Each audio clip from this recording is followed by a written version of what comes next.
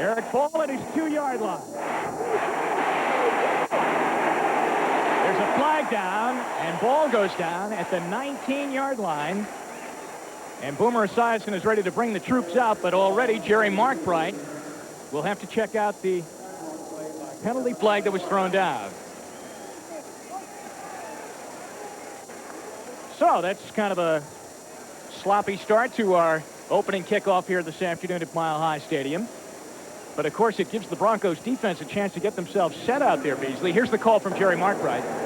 Holding, number 53, receiving team, 10-yard penalty, first down. And so the penalty call right away on Leo Barker of the Cincinnati Bengals. Let's take a look at the Bengals offense. Boomer Esiason with Ball and Brooks having another great year, and then all of that talented wide receiver. As the Bengals come up to the line of scrimmage, 1st and 10, deep in their own territory, and Esiason is rushed right off the bat by Mecklenburg as he tried to get the ball to Eric Ball.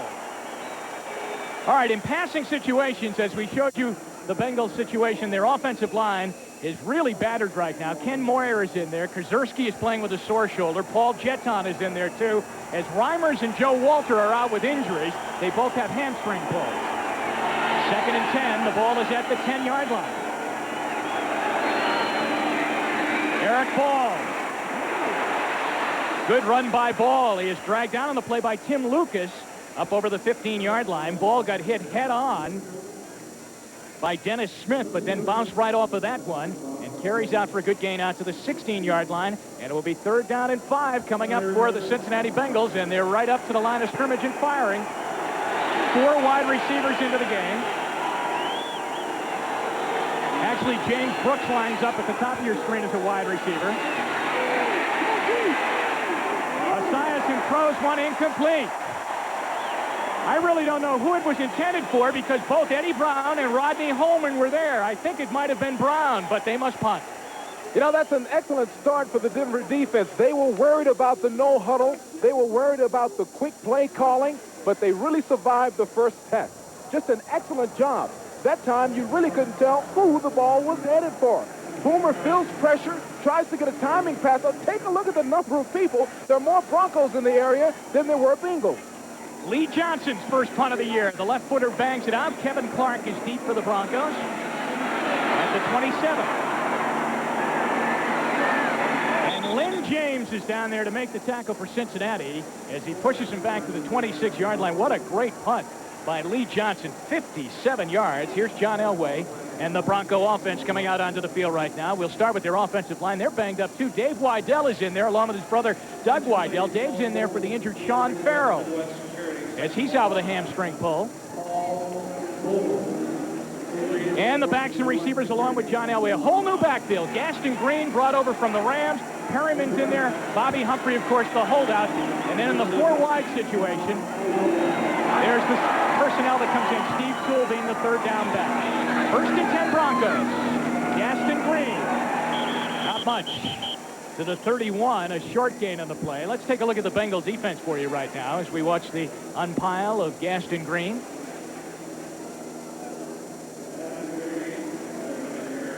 Green going back to the huddle. Here's the Bengals front 7. Lamar Rogers, a rookie out of Auburn, and Alfred Williams down at the bottom of your screen, their top draft choice, just into camp, and he is in there. He's the rookie out of Colorado, and there's their secondary. 2nd down now for Denver, and 9 yards to go. Elway's first pass, Shannon Sharp. And Shannon takes it for a 1st down out to the 42-yard line. David Fulcher comes over, but Shannon Sharp, a fine receiver for them. Shannon Sharp was all alone in the flat, simply turns up.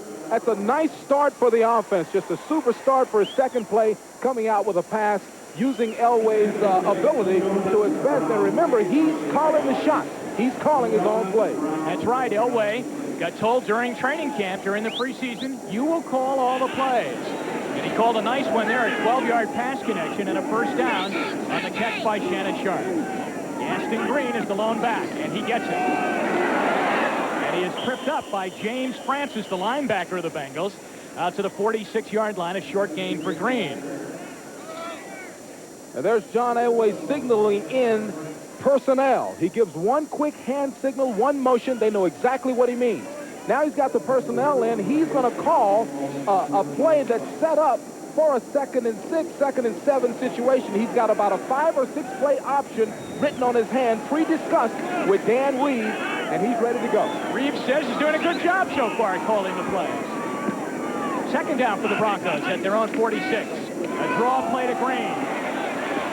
And again, the Bengals play the run pretty well as Green tried to go over the right side. And it will be 3rd down coming up, 3rd down and long coming up for the Denver Broncos. Bobby Humphrey not in the lineup. And Will McDonough told us on NFL Live earlier today that McDonough said that Humphrey holding out, and right now the Broncos are really perturbed to the point that they're starting to offer him around in a possible trade. They want a top draft choice. You know, they told us in the meetings that they will stand pat. They will not renegotiate a player's contract with 2 years left. They are standing pat. 4 wide receivers in on 3rd down and 5. Steve Sewell in the backfield with Elway. The Bengals jump across. And they come across quickly. David Grant was in there. This is a free play. Michael Young, touchdown!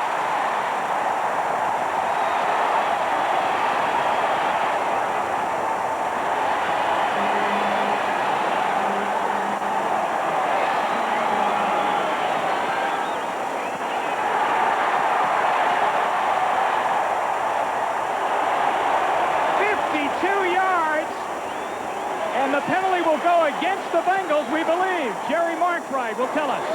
Offside, defense, penalty decline, touchdown. What a way to start. You can never relax as a defensive back. Rod Jones seeing the flag, hearing the whistle, thinking that the play was over. Young continuing to play, and a perfect pass. How smart is John Elway? He realizes there's your jump right there. Elway obviously pulling them offside with a signal call. He stays with the play. A perfect pass, perfect catch. Touchdown. David Grant looked to be the Bengal player that jumped off. David Treadwell for the extra point. Gary Kubiak will hold. And he missed it, but there's a flag down. Treadwell also got drilled after he kicked it. So we have to wait and see what the call is here. Extra point is good. They say roughing the kicker. So the kicker penalty is marked off on the kickoff. And look at where Treadwell is teeing it up from. Midfield. Right in the middle of the F on the NFL. A line drive kick. Lynn James better stay in the end zone, and he does. Gee, a rough start for the Bengals as they give up a bomb on that play from Elway to Michael Young, 52 yards for the touchdown, and fall behind 7-0. And now on the sideline, they huddle up and they'll come right out to the line of scrimmage. But on the offside jump by David Grant, didn't it look like the Bengals froze a little bit and didn't go through with the play? Exactly. That's exactly what Rod Jones did. He saw the flag and relaxed, and you can never do that. You can never assume that a play is over, especially when receivers are streaking down the field. Now, so far, and they've only gotten 1 series in, we haven't seen James Brooks touch the ball yet. From the 20-yard line, that's Eric Caddis in motion. Here's Brooks. And he is dragged down by the Broncos. Warren Powers gets over there, and also Atwater, the safety, comes up and makes the hit on James Brooks. Just excellent pursuit by the defense. They are doing one heck of a job so far. They are excited. They are pumped up. You can expect Atwater to be mixing it up all the time. He gets the first grab, and everybody else comes over to help. This is a pumped up, fired up defensive unit. A loss of 1 on the play. Makes it 2nd down and 11. The ball at the 19 of Cincinnati. Here's Brooks again. And Carl Mecklenburg drags him down at the 20. There are 3, 4, 5 Bronco jerseys in the area. That's what a defensive coach loves to see. Let's take a look at Mecklenburg. He's one of the best has-been over the years. Just screaming his way, fighting off an excellent effort at a block by Bell and making the play. Here's a long bomb, and Atwater picks it off for the Broncos.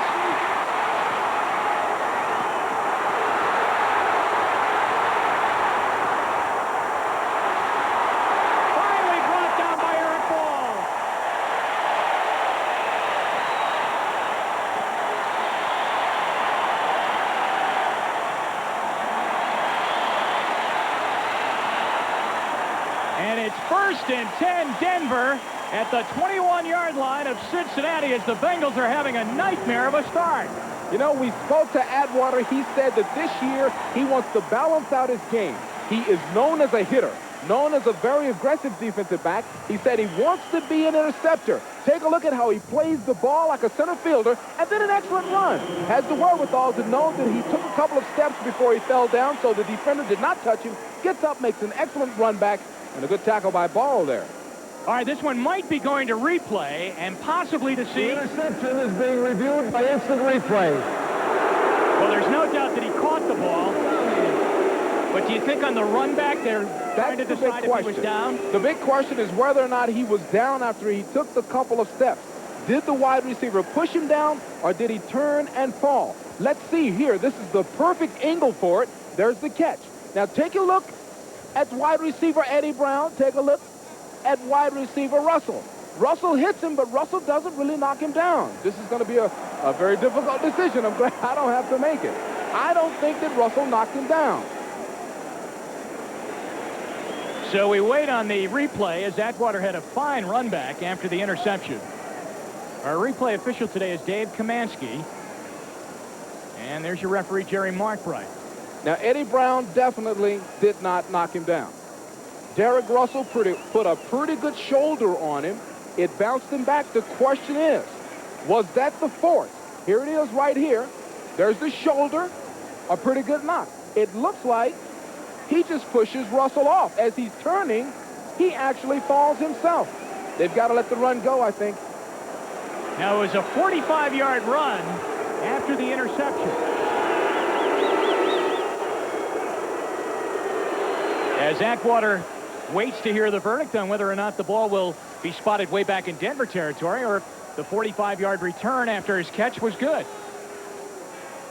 And there's a guy that wants that ball to be spotted exactly where it is right now at the 20. Sam Weiss doesn't like the decision. The return stands. A 45-yard return after the interception by Steve Atwater. Denver will try and cash in now on the interception by Atwater. 1st and 10. At the Cincinnati 21, they lead on an Elway 52-yard touchdown pass to Michael Young. Gaston Graham down to the 18-yard line. Alfred Williams is in on the tackle for the Bengals. And also getting up off the pack is David Grant. Can Green step in and fill the shoes of a Bobby Humphrey? Yesterday, he wanted to do it yesterday afternoon at about 12 noon, I think, to do it. He was really fired up. He was so nervous he didn't know what to do. He was squeezing out his hands, a very nervous player. David Craig has broken his right thumb in that game for Seattle, and the Saints came back and won that game. And there you see our other scores. The Jets win on a Pat Leahy field goal, 16-13. And here in Denver, it's 7-0 Broncos. Elway throws, and Robert Perryman coming out of the backfield catches at the Bengal 15-yard line. Covered on the play by Alex Gordon. Now on third down plays, on third down situations, Elway will give Dan Reeves the chance to call the play. When it's 3rd and short, sometimes he can't see whether or not it's 3rd and 1, 3rd and 1.5, 3rd and 2. So he allows the eyes in the sky to make that determination and make the call. Mike Shanahan, the eyes in the sky that Beasley's speaking about. And here's Elway on 3rd down and 3. 4 wide receivers in, and Steve Sewell in the backfield with John Elway.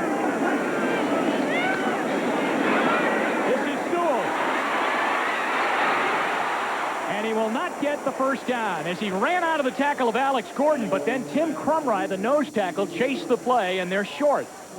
And a field goal attempt for Treadwell. You know, when Sewell comes in the game, you know pretty much that he's going to get the ball. He's an excellent receiver. Elway set that play up well by looking off to the left. Now take a look as he takes the ball. He'll go straight back, look to the left a little bit. He knows right where he's going with the ball, turns back. That supposedly pulls the defense to the other side and to give Sewell a better opportunity to get the first down. That time just couldn't get there. Ball spotted at the 20, make it a 30-yard field goal attempt for David Treadwell. He hit the upright. Treadwell misses from 30 yards. And the Broncos do not cash in on the interception by Esiason. And once again, their philosophy is, we're getting tired out there. to the defense, you get tired with us. We're just going to keep on playing. 2nd and 1.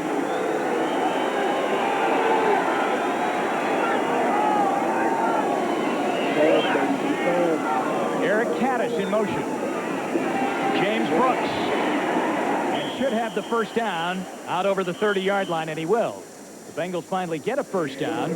Remember, they have been stung so far in a 52-yard touchdown pass from John Elway to Michael Young, and then a Boomer Esiason interception as Steve Atwater picked off one of his passes, and they really haven't been able to get in any kind of flow, Beasley. No, they really haven't. They're trying to get it, but it's not coming right now. You were looking at James Brooks just a few minutes ago. He's considered by many one of the best all-around football players in the National Football League. You see the standing huddle.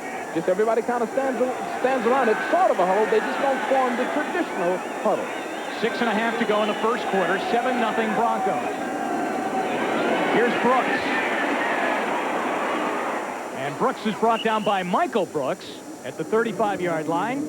A fine block by Craig Taylor, leading James Brooks through the hole.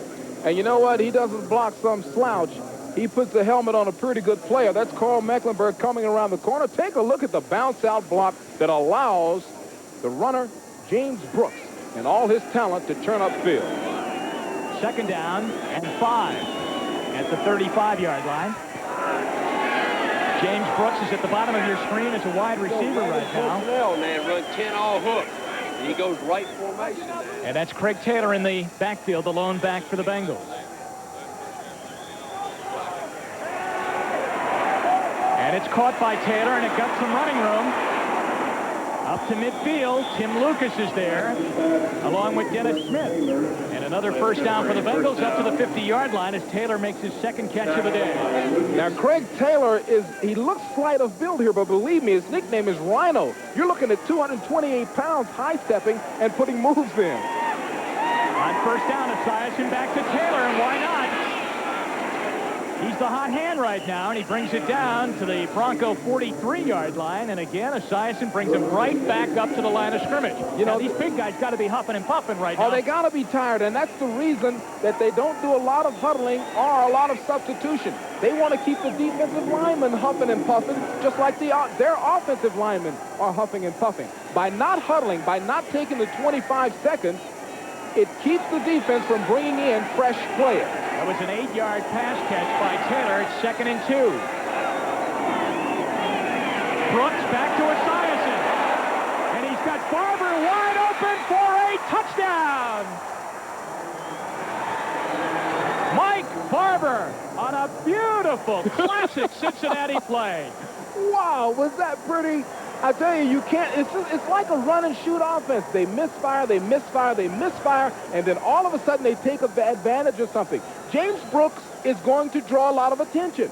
He flips it back and just a beautiful throw. I tell you, as a quarterback, I would get excited right here. I'd say, oh my God, he's wide open, let me hit him. But the Boomer, with all of his experience and poise and savvy, lays it perfectly on the money, and Barber does not miss.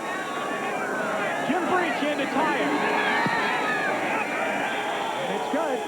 A 42-yard flea flicker for a touchdown. Esiason to Brooks, to Esiason to Barber. Touchdown pass Miami with all those unsigned players and injuries. They lead in that game up in Buffalo, and Houston scored on an Alan Pinkett touchdown run. Minnesota leads over the Bears. And those are our other games underway. And we're at 7-7 as Lee Johnson kicks one up into the south stands here at Mile High Stadium. He's got a great leg, does Lee Johnson. As a matter of fact, if they really need a super field goal attempt, like 54, 55 yards, Lee Johnson would be the guy they would go to. Now, can John Elway answer back, Beasley, to the 42-yard touchdown pass of Boomer Esiason? Elway already has a 52-yarder. You know, they try to quietly underplay this thing, but anytime you get two great quarterbacks on the field like that, it ends up being a shootout, a question of who can outdo who. And believe me, he's going to come out gunning. 1st and 10 after the touchback at the 20-yard line. 4:27 to go in the first quarter, and it's 7-7. This is Gaston Green. And a good gain up near the first down marker, up by the 29-yard line. Ricky Dixon brought him down. Now, Alfred Williams, the linebacker out of Colorado, is the top draft choice of the Cincinnati Bengals. Here he is. There's a super push. 2 people on him. They bury him right now. He's got to learn some respect for this league. You know, he held out for a while, came in late, but in the first game, he came up with 4 solo tackles and a sack. He was telling me he thinks the entire senior team with him at Colorado could play in the National Football League. These bullets are real now. These are real games. Almost fumbled the exchange, but it's recovered. So the Broncos get it up near a first down. Let's go to New York right now. Marv Albert for an update. All right, Jim, the big NFL story earlier today on this play. Eagles quarterback Randall Cunningham suffered torn ligaments in his left knee. He will undergo an MRI examination as soon as possible. If surgery is required, it probably means he's out for the season. With Jim McMahon at quarterback, the Eagles beat Green Bay 20-3. Back to Jim and Beasley.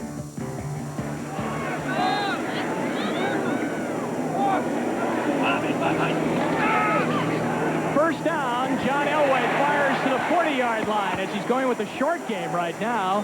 And the catch made by Michael Young. So the Bengals defense, as Elway will look right now down to his wristband. That's where he has all the plays written down. The plays are broken down by down and distance and yardage situations where they are on the football field. They are in little squares. Say it's 2nd and 7 or 3rd and 1 or 2nd and 11. There are several plays that he can choose from off of that wristband right there. Well, I could call this one now. It's 2nd down and 1. I'd give it to Gaston Green. Good call. First down. Out to the 43-yard line. David Grant brings him down. So Elway hit him with 2 quick passes and then goes on an easy 2nd and 1 call, and Green makes the play. Now, here's a kid that came out of UCLA with all kinds of real big things planned for him. That's right. And he just was miserable with the Rams. He told us he wanted out of there a couple of years ago. He was so frustrated he never got a chance to play. And then when the prospect of coming here, he said, my goodness, it's the same situation. They've got a great back in Bobby Humphrey. Now he gets his opportunity, and so far, not doing badly. No big plays yet, but not doing a bad job. 1st and 10 at the 42-yard line of Denver. Gaston Green again. Short gain, and then a late flag comes in. Thrown in the direction of holding against the line, and it is. And off the reaction of Doug Weidel, it might be against him. So the Broncos will be backed up. Let's check out Jerry Markbright. Holding, number 67, offense, 10-yard penalty, first down. Take a look at the right-hand side of your screen. You can see a little hugging match going on there, and that's the reason for the call. Oh, I can't believe he even argued on the play. They always argue. Beasley, I'll tell you what, Elway, how hot is he throwing the football right now? He is 6 for 6. He hasn't missed yet in 91. So it's now 1st and 20 after the penalty on Denver. That's Shannon Sharp in motion. He's 7 for 7 as he picks out Mark Jackson for the first time this year to the 44. Well, right now he's putting on a clinic. When he has to throw it low, he throws it low so the receiver can scoop it. When he has to put it in a position where the receiver can catch it in his stomach, he turns. Rod Jones completely around him when he turns. Immediately as he turns, the ball is halfway there already. That timing is so critical. Timing so critical. Mark Jackson had his best year as a pro, best year as a Bronco last year, 57 catches, 926 yards.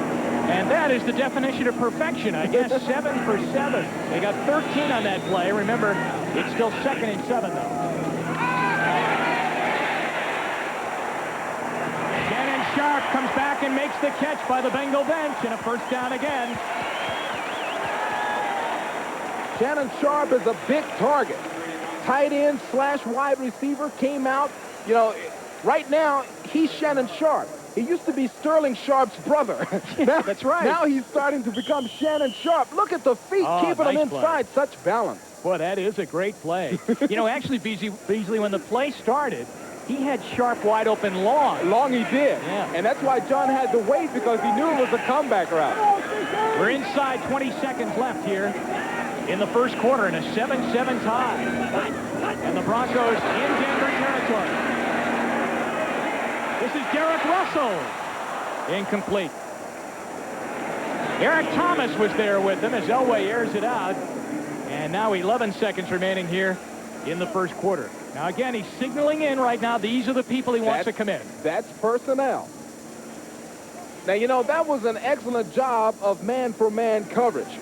Now, when you're all by yourself, and it's just you in the highway, just perfect position. He looks back at just the right time. And just Eric Thomas is a very, you know, he's an experienced guy, drafted second in '87, been around a while. He knows what he's doing. Got a lot of confidence and excellent man-for-man coverage there. So it is 2nd and 10 with 11 seconds to go in the quarter. Here's Gaston Green. A good jolt to the outside gets him to the 36-yard line. Driven out by Ricky Dixon. Green took a step to the middle and then bolted outside. You know, that's what he did so well in college. Step out and bounce. You know, like a Tony Dorsett type of move. This time he doesn't get much on it, but he turns the corner, showing that speed. And that's the gun, ending the first quarter. Well, let's all catch our breath here at Mile High Stadium, because Elway and Esiason appear to be ready to give us an aerial show. 2 bombs for touchdowns, 1 for each of those number 7s, and we're tied at 7-7. We'll be right back. Denver ahead 7-0. Cincinnati answers on a flea flicker play. Boomer Esiason to Mike Barber, 42 yards. And we're tied at 7. And the difference in the game right now is a missed 30-yard field goal by David Treadwell. He hit the upright. You know, he tried to draw it in to the right. You know, he sent it out to the right, put a little hook on it, and hit the crossbar. But I tell you, we have not had a moment's break. If you're a fan watching this game or here at the stadium, you are being entertained. That, once again, is the signal from Elway, the personnel that he wants in the game. I'm Jim Donovan along with Beasley Reese. And Denver coming out now. 3rd down and 3 at the Cincinnati 37-yard line. Reggie Rivers into the game. Here's Sewell. He's going to throw it to Elway.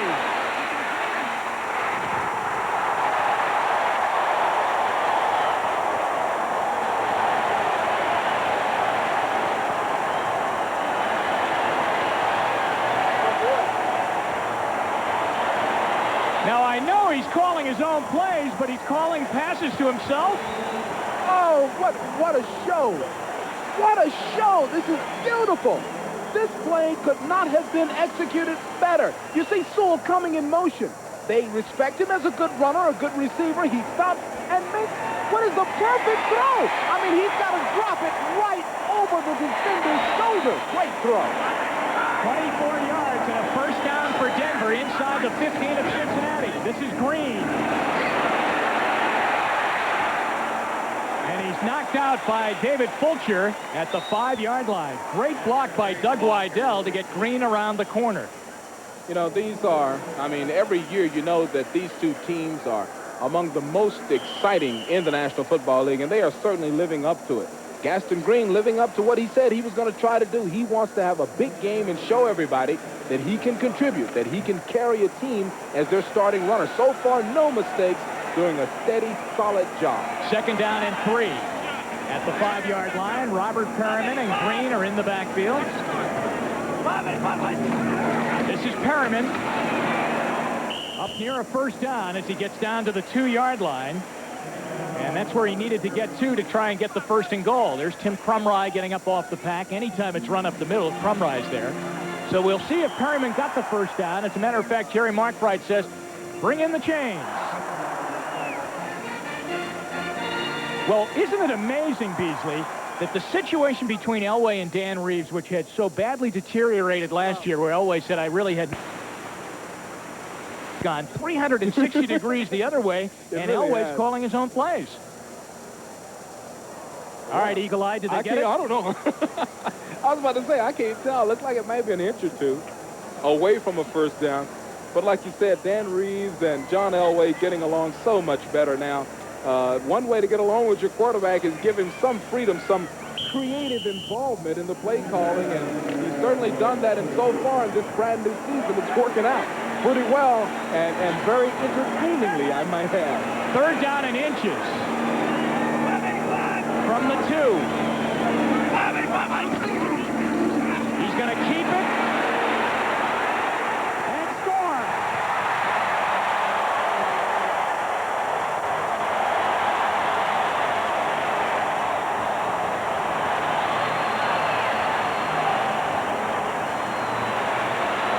there's a penalty flag down. They came down way after Elway had gone into the end zone.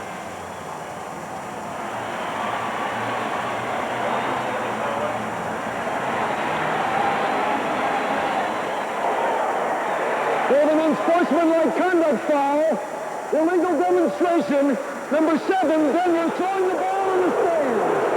5-yard penalty on the kickoff. All right, watch him here on the play, Beasley. You know, I think they take a lot away from the game when you do this. Now, you think about it. You're a fan. You paid $25, $30 to see a game. You love John Elway, and he flips you the ball? With a penalty for tossing the football to a fan after he scored. I mean, he didn't hurl it into the stands. He just flipped it. And it was a safe toss. You know, I understand the league's point. You know, some of these stadiums are very high up, and you throw a ball and people start leaning and try to catch it. Maybe somebody can get injured. That time, he just flips it up to somebody, and believe me, penalty or no penalty, that is a souvenir that some National Football League, Denver Bronco, John Elway fans will cherish for a lifetime. I think that's one of the beautiful things about sports. Now, the big play on the drive was the Elway catch of a pass from Steve Sewell of 24 yards, and Beasley, that's the longest catch in Elway's career. Okay. That's in his receiving career. David Treadwell will kick it away after the penalty. He'll kick it from the 30. Mitchell Price.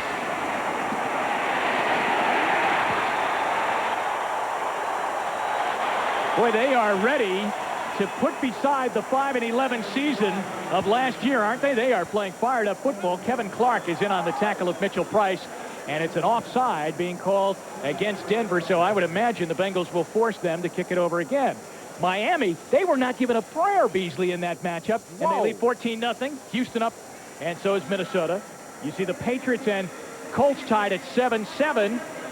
And that's a surprise Phoenix over the Rams. So Esiason waits, but I would imagine they're going to kick it over. After the penalty called against Denver for going offside on a kickoff. Boy, I wouldn't want to be in the film meeting tomorrow when they take a look at that. That's not good. You know, special team coaches consider that one of the dumbest penalties that you can make. I mean, that's one of the dumbest in the world. To be offside on a kickoff, I mean, my goodness, you've got a 60-yard sprint line in front of you. You might as well watch the ball. All right, Notre Dame football has been an integral part of both college football and American society since the 20s. And now NBC Sports is proud to present all the thrills and excitement of all Notre Dame home games. And it all gets underway next Saturday when the Indiana Hoosiers visit South Bend to take on Lou Holtz and the Fighting Irish. Coverage kickoff at 1 p.m. Eastern Time. It starts with Notre Dame Saturday, the Irish and the Hoosiers. And, of course, NFL Live told you about the situation with Rick Maher and Demetrius Dubose and that off-campus party back on Friday night, and Notre Dame officials will be addressing that. They seem to think later on this afternoon after the team holds a practice, so I'm sure the NFL Live group in New York will be covering that for you. All right, another penalty called on the Broncos on the offside, so Mitchell Price starts again. Out to the 32-yard line, and that's where it will be first down for the Bengals. Let's go to New York now, and here's Marv. And firing BBs. Esiason and Elway have been perfect. Harold Green on the carry with a cutback, and a beauty it was out to the 37-yard line, and the play is strung out. Into the lineup for the first time now for the Denver Broncos is Kenny Walker. Kenny Walker, number 96 for the Denver Broncos. And there he is. He is deaf and has been since the age of 2. And we'll tell you an awful lot about Walker as the day goes on. An 8th-round draft choice out of Nebraska, playing the right defensive end. And Green carries up near a first down to the 40-yard line. He'll be short by about 1.5 yards. And this is Greg Cragen on the tackle. Let's watch Walker play here, and they say he's going to be a great one. You know, one thing about Kenny Walker, he's a super young man, and people just love him. The coaches love him to death. Well, the Bengals just get right up to the line of scrimmage and plow away and should have a first down out over the 42. So Esiason just taking it and drilling it right down the field. And Greg Cragen is red hot, the nose tackle, number 71 of the Broncos, because I don't think he felt that the defense was given time to get themselves set. Right back to work again. First and 10. 11:48 to go in the half. Denver leads 14-7.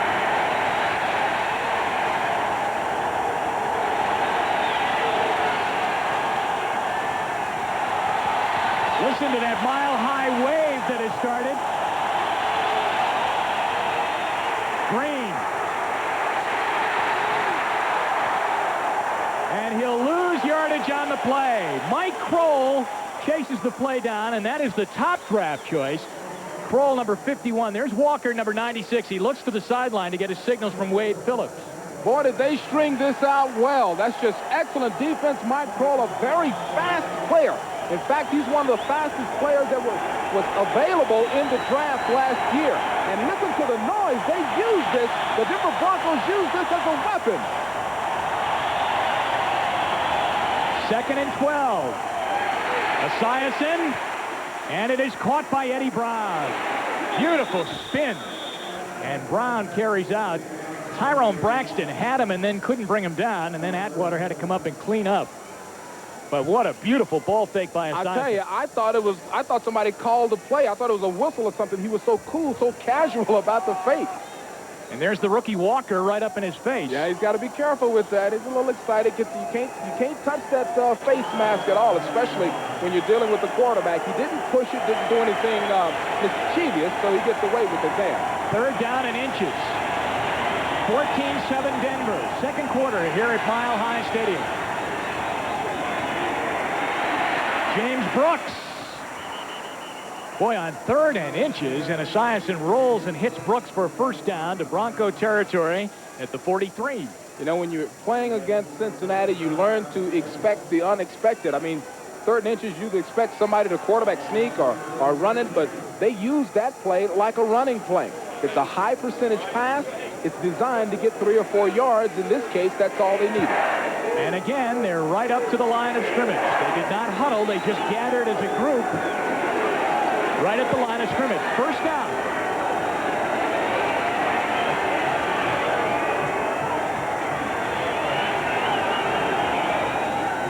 Jim Riggs in motion. Brooks. Cragen brings him down along with Mecklenburg. They have done one super job bottling up, so far, one of the best running backs in the National Football League. Mecklenburg had a super preseason, led the team in tackles. And, you know, he said that his role has changed a little bit this year. He is called upon by the coaching staff to be more of a leader. They're going to move him around. He'll play some inside. He will play defensive end on nickel situations, but he's the leader out there now. 2nd down and 11. They say Brooks lost one on that play. Harold Green is in the backfield with James Brooks.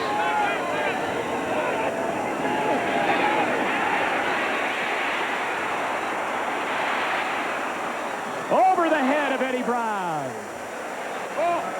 Wyman Henderson was there along with Dennis Smith. The rush came from the outside, and Simon Fletcher was the man number 73 for the Broncos, who was right in on Esiason.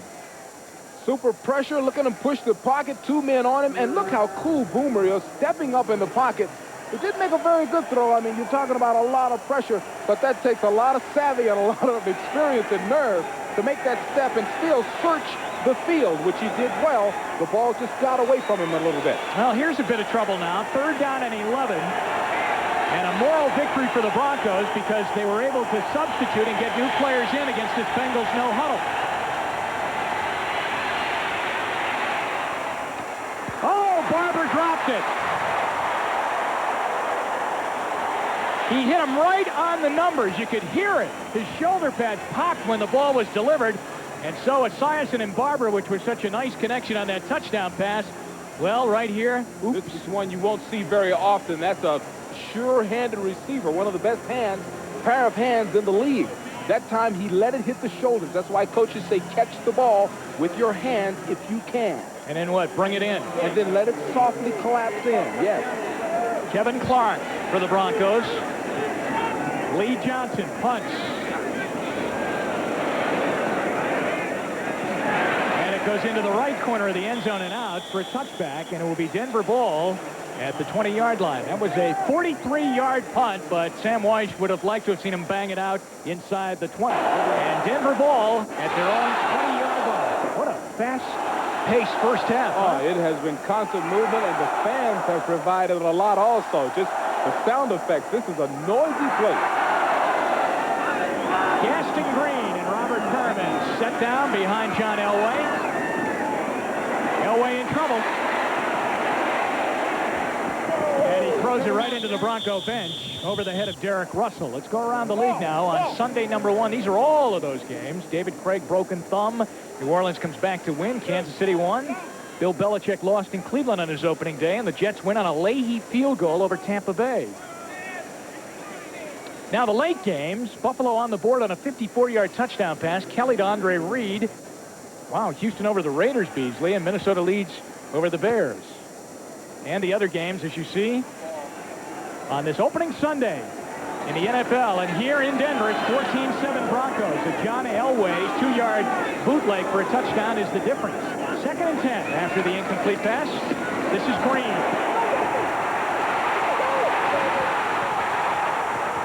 Eric Thomas will try and get him.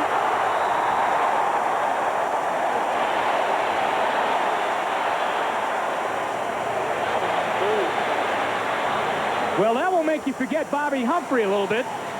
He said that that's what he wanted to do. He sat in the seat talking to us, squeezing his hands, wringing his fingers. This is a great opportunity for him. And take a look at the movement. Wham! Right there. That's a special move. And then to be able to, in 2 steps, get back up to full speed. And if it wasn't for a very speedy Eric Thomas, he would have gone all the way. 43 yards, super play. Great block by Robert Perriman to get him going. 1st and 10. At the Bengal 37. Lewis gets the carry. That's Greg Lewis, their rookie running back out of Washington, and he brings it down to the 35-yard line. And Greg Lewis had a super preseason also. He's a big, strong runner. Usually they bring him in, well, they can bring him in anywhere, any point in the field, but he's very good at short yardage also. Very powerful, forcing the ball on the inside. Now, I'm sure that the Bronco higher-ups are glad to see that these running backs are holding on, because there's a lot of concern around here about this Bobby Humphrey situation. 2nd down and 8. Lewis and Perriman now make up the backfield. Bengals look like they jump. Flags are down. Incomplete to Derek Russell, and then add another flag as they hit Russell. That's Fulcher. So you got a lot to choose from here, John Elway. You can either take the offside, or it looks like the pass interference. Boy, I tell you, Rod Jones is having a rough day. First time he relaxes when there's a penalty and it's a touchdown. The next time he doesn't relax, he's a little overzealous and gets a penalty. We have 2 fouls on the play. Offside, number 98 defense. That penalty is declined. Pass interference, number 25 defense. That penalty is accepted. Automatic first down. Automatic first down. Rod Jones having a tough day. Now let's take a look at the first penalty. That's a John Elway penalty. He's going hut, hut, hut. You know, how did he go? Oh, that wasn't very good? No, that was pretty good. Here's the second and then one. the second penalty, a little overzealous. I tell you, that's a close one right there. I don't know about that. Beasley with the cadence call up here. This is not a defensive back thing. That was pretty close.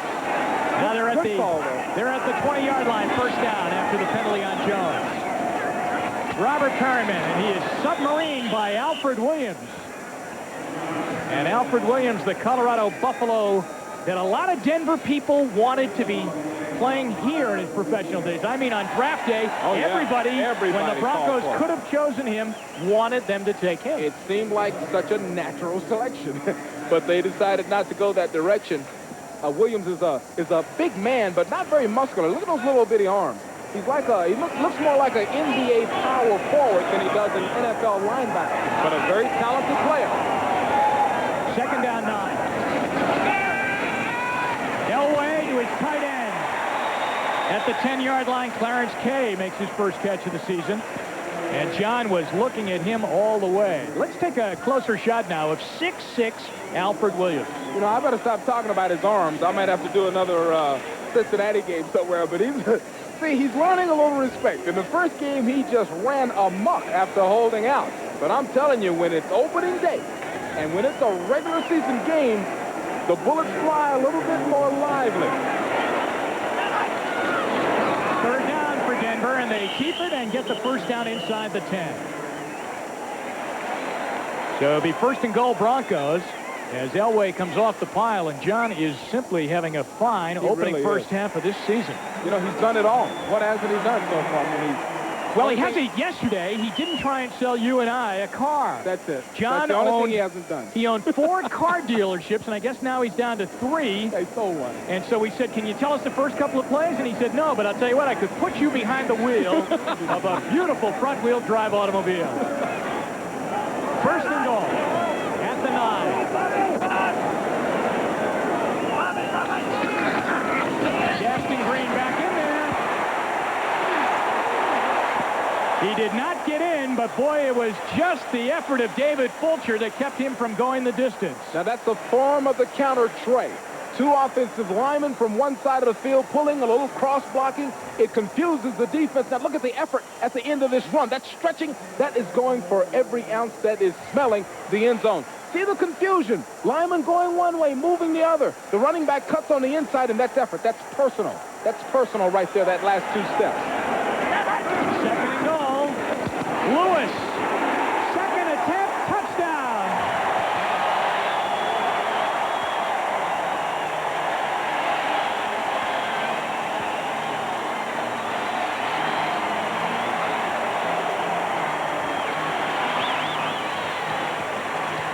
Sam Weiss looks like he's getting a bad headache right now as his team is ready to fall behind by a couple of touchdowns.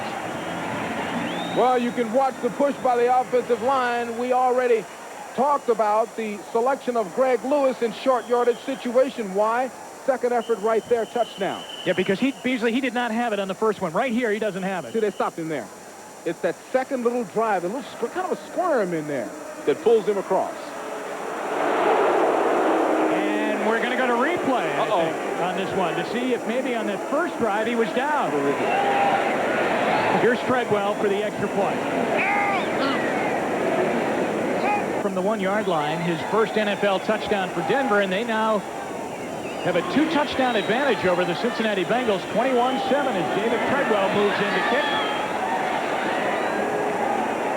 Eric Ball takes it 2 yards deep. And will not get to the 20. Reggie Rivers is in on the tackle. There's a flag down on the return. Charlie Dimry was there too.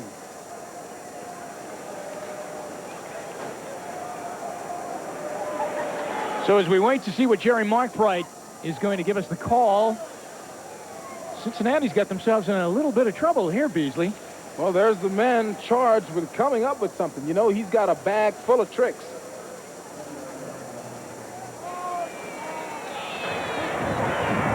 Face mask penalty against the kicking team on the return. 5 yards. Timeout. All right. Jerry told you, timeout. And we'll spend a break right now. The Bengals have not been able to run the ball. They trail 21-7. They might not be able to have a chance to run it if they keep falling way far behind. Here's Brooks. Nowhere. Tyrone Braxton off the corner to make the tackle, and someone really missed the block coming out of there. You know, this defense has done a super job against one of the most complicated teams to defend. The no huddle has been no problem. The quick counts have been no problem. They're doing a super job remaining very poised. Brooks lost a yard, and it is 2nd down and 11.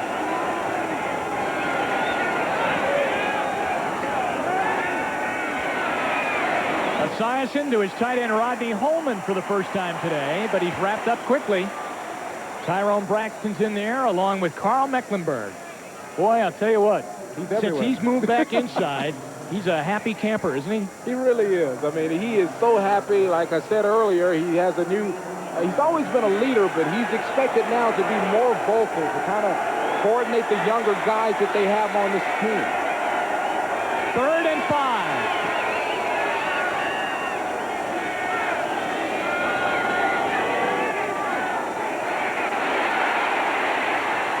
A lot of time, and it's picked off by Dennis Smith.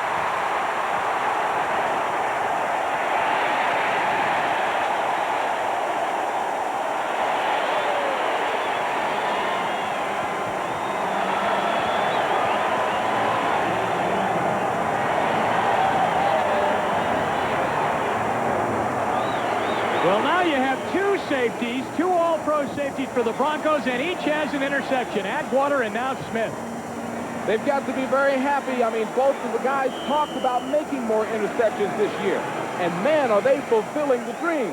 They start out perfectly in the first game. Now, Esiason is in trouble here. The pocket is collapsing, and just a perfect read off the double zone by Smith. Stepping up, makes a nice run. When he sees himself in trouble, he covers the ball up. First and 10 inside the 35 of Cincinnati. This is Green. And Gaston Green is having a wonderful start. Alex Gordon dragged him down from behind, but Green, who is in here in a tough situation, filling in for the holdout Bobby Humphrey, and he is having a great first game. And he's the kind of kid that you're happy for, too. I mean, you know, when we talked to him, didn't you feel good about him? Like a nice young man. You kind of pull for a guy like that. He already has 82 yards rushing here in the first half. Second down and 5. This is Perryman. And he is at the 24-yard line and up near a first down. Tim Crumry brings him down, and Skip McClendon was there too. Robert Perryman got out of New England. High Stadium, Denver leading 21-7, and now an interception of Boomer Esiason by Dennis Smith, and the Broncos are knocking right on the Bengals' door again at the 24-yard line. Third down and inches. They have 3 timeouts left. All of their timeouts remaining. That's a first down for Perryman. Let's go back to Dennis Smith's pickoff of Boomer Esiason. You know, it comes on a double zone. The two safeties are responsible for half the field. They are sitting back like two center fielders, and Dennis Smith just perfectly reads the throw, steps up, and makes the catch. Boomer had a lot of trouble with interceptions last year. He threw 22 of them. He's off to a bad start right now. I mean, if you keep this up, we're looking at 32. Already with 2 today. First and 10, Denver, near the 20 of Cincinnati. He's got Michael Young. He had him behind Rod Jones, and John just threw it a little too far.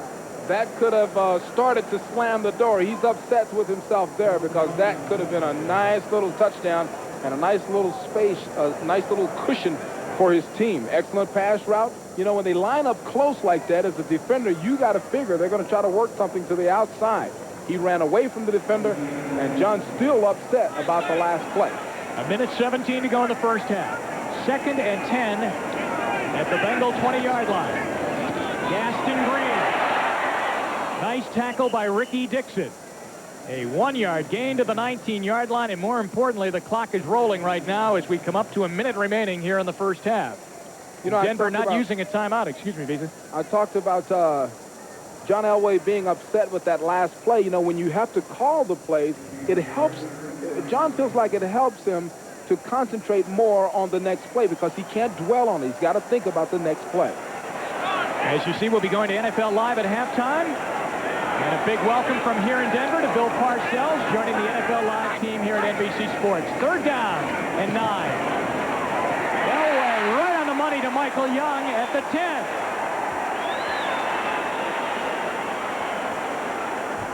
David Fulcher makes the tackle. Young makes the catch. They're near a first down and a timeout.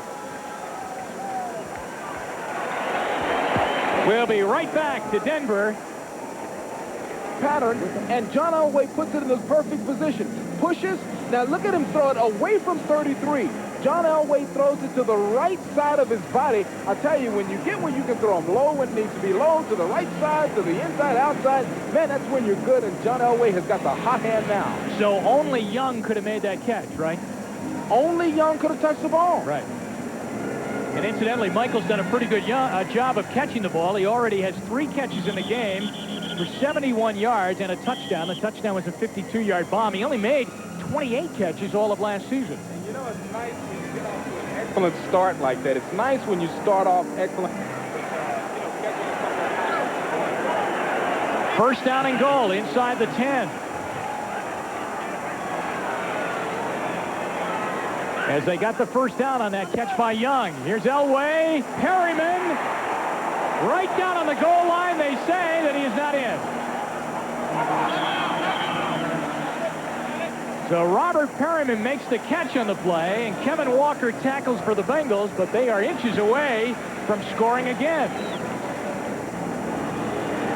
Elway with the super play here. I mean, when you talk about his play calling, you know, the media everywhere is ready to question or see how he does. Everybody's interested in a quarterback that calls his own play. There's nothing that you can say about what he's done here so far in the first half. Everything has been working. All right, these games are going on right now. Miami leading by 7. The Raiders get on the board. Jay Schrader threw a big bomb to Willie Gault in that game of 59 yards. And the Bears are on the board. They lead 7-3. The other games that are going on right now, Pittsburgh holding on to a lead, the Cardinals, and the New England Patriots with new head coach Dick McPherson. And Beasley, you and I will be in New England next week for Cleveland and the Patriots at Sullivan Stadium. So it's 10-7, or rather Foxborough Stadium. Now it's called, not Sullivan Stadium anymore. And we'll see the Patriots take on the Browns. And there is the separation of ball to end zone. Oh, man. And it's second down and goal. Denver leads 21-7 with 20 seconds to go.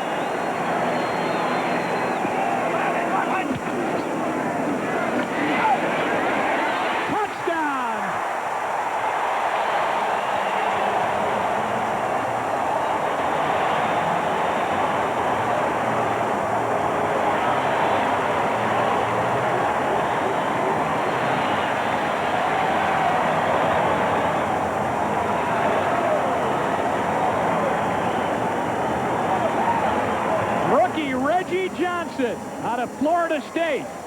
You know, the Broncos will use all of their receivers.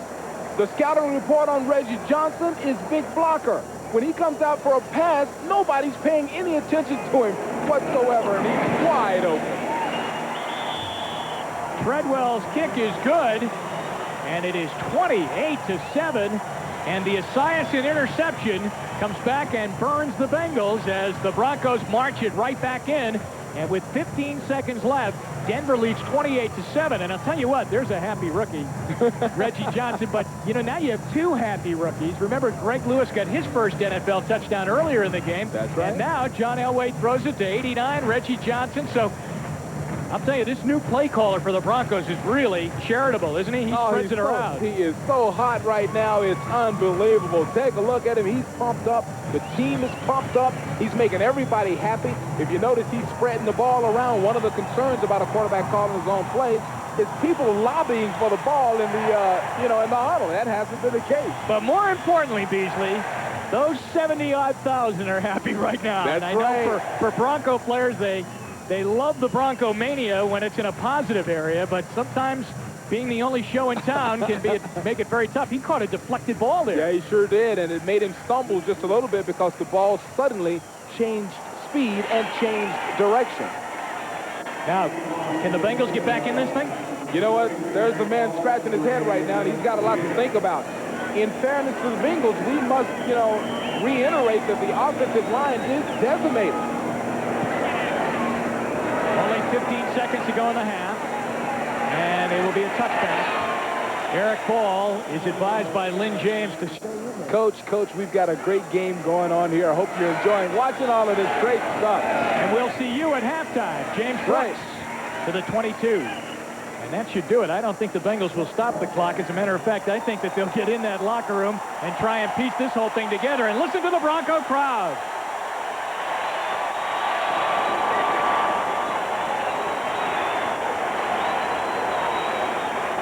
Well, Sam's got a lot of work to do, and Dan Reeves must feel like if he could just bottle what happened here in the first half, they'll be untouchable. That's right. Yes, the flag is flying. As we start the second half, 28-7. Can the Bengals come back here? And can Denver hang on? Out of the end zone, the catch is made by Kevin Clark, and it's 1st and 10 at the 20-yard line. Can Elway keep his team on a roll? No doubt Dan Reeves pounded that into them into the locker room at halftime. Remember now, last year, one of the big reasons we were 5-11 is because we couldn't hold on to leads in the second half. And you got to think that as players, they went around there. Come on, we cannot have a letdown. Everybody concentrate. Let's play like it's 0-0 is what everybody normally says. Gaston Green and Robert Perriman, a good backfield here in the first half for the Broncos, and they start the second half. And from the 20. Here comes Green. And Ricky Dixon comes up and sticks his helmet right in there along with Tim Crumry. All right, Beasley, let's go into the other locker room right now. Cincinnati really embarrassed in the first half, down 28-7 on your opening day. Yes, their offensive line has a lot of injuries, but interceptions are interceptions, and bad tackling is bad tackling. Well, they had to get a little motivation speech. The leaders on the team had to stand up and say a few things, but in their defense, it is very difficult to run their style of offensive attack when half of your offensive line is down. There are not a lot of adjustments that they can make. Second down at 6. Green. And again, it's Ricky Dixon out over the 25-yard line to the 26, which will set up third down and short for Denver. So when we were discussing about Gaston Green in the first half, and he's over 82 yards at halftime, and now he's even got a little bit more than that. Now on the game, he's got 90 yards. Imagine Bobby Humphrey sitting back in Birmingham, Alabama. Gaston Green getting all the playing time here today. Plus, it's costing Humphrey $38,000, Dan Reeves speculated, to sit out today's game. Dan Reeves said that was more than any single year that he made as a player, and until recently as a coach. That's a lot of money to lose on one day. Third down and 3. Here's Sewell, and he will not get the first down, or will he? He spun out of a James Francis tackle, but then the Bengals got in there, and David Fulcher cleaned the play up. So they actually lose a yard on the play, and exactly what the Bengals had to do, they accomplished that. They held Denver on that first series. Well, I'm sure that was much of the talk in the locker room. We've got to come out and do a great job on this first possession. We have to establish that we plan to get back in this thing, and they've gotten off to a good start. Mike Curran led the NFL in punting average and net last year and didn't go to the Pro Bowl. This is his first punt of the season. Mitchell Price.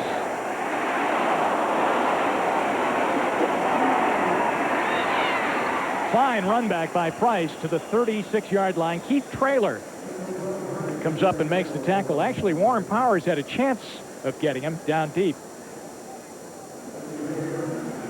You know, that was a big punt, and so far it is a prescription return to the second half when you've done a poor job in the first half. They held on defense, and a nice punt return by the special teams. Let me correct myself. That was Shannon Sharp that had a chance to get him on the first carry. Here's Harold Green. And Green carries out to the 42-yard line. Tackled by Michael Brooks. Rodney Holman was the blocker, and Tim Lucas is also there for the Bronco defense. So psychologically, there are several things that have to happen for you to get back in a game when you're down 28-7. So far, everything's working perfectly. Nice little run on first down, second and 4 or 5. That's a manageable situation. A lot of plays you can call second and 4 or 5. James Brooks. Brooks is trying to get into the game. I think really get into the game, get into some kind of flow, and he just can't seem to get it accomplished as Brooks is tackled by Mecklenburg, and it will be third and short. But to keep him silenced, I mean, this is a guy that is so important to Cincinnati. The Bronco defense has done a marvelous job so far. It is third down and 3.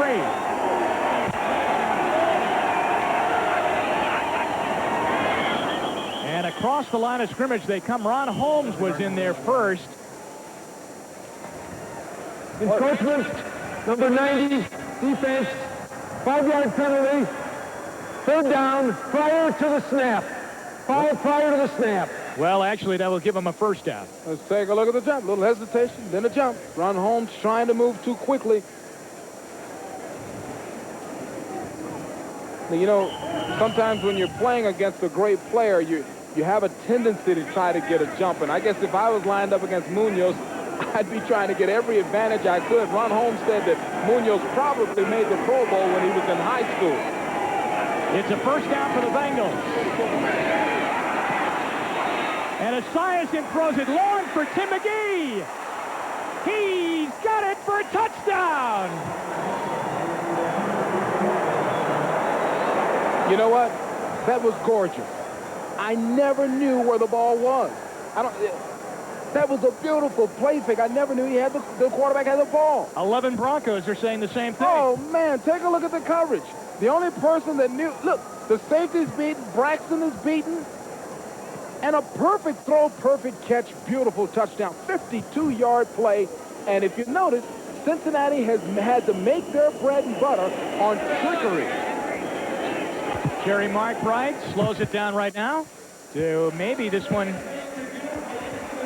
All right, they are reviewing the play.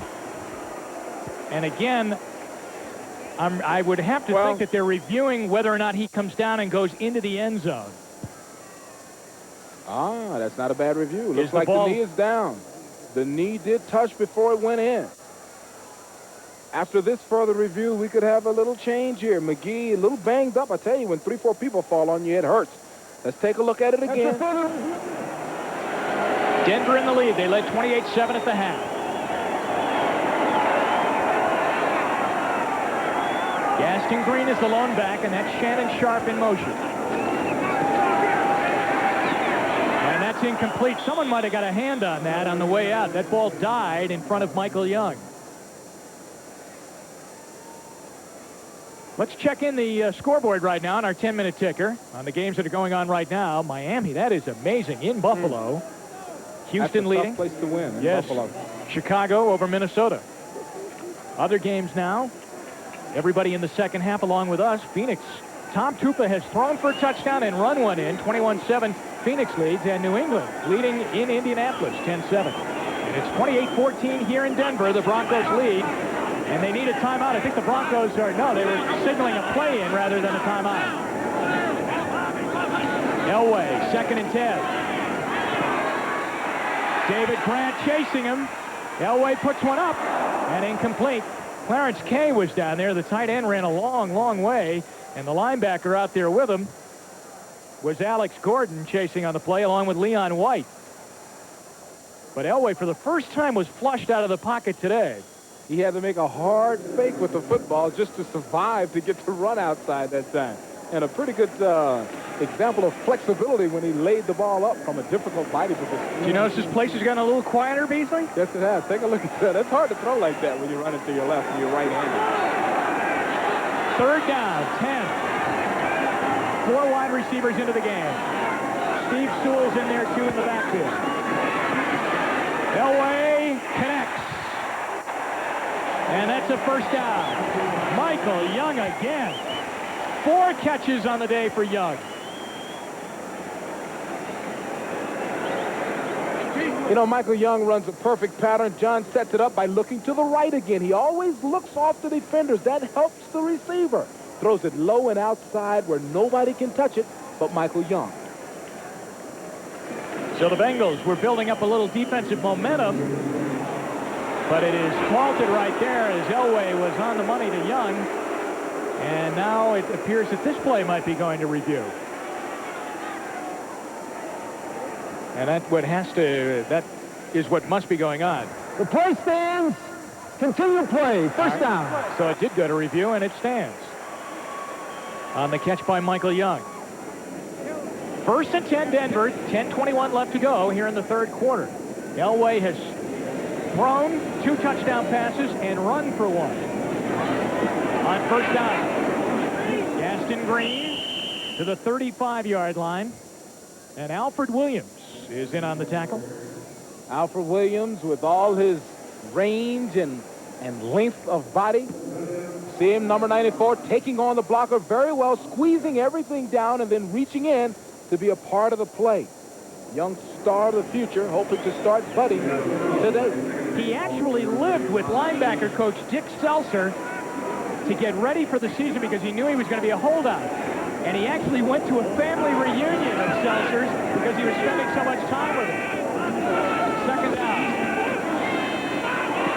Wide open. Mark Jackson to the 26.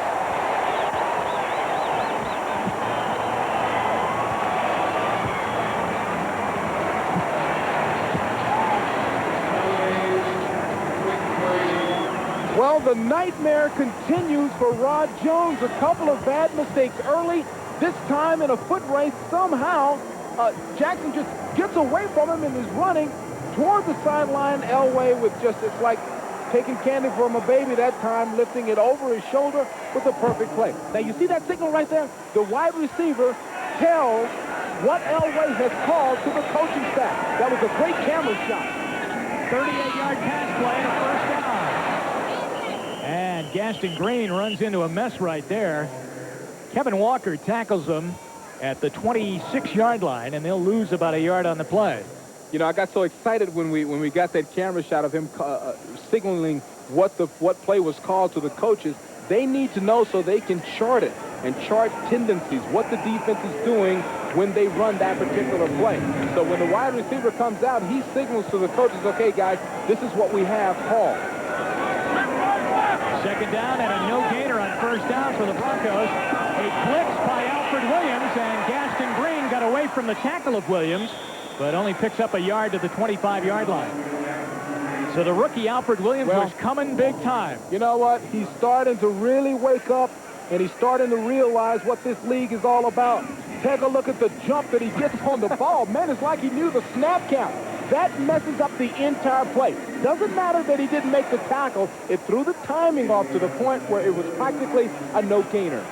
He said he had a lot of friends and family coming to the game today.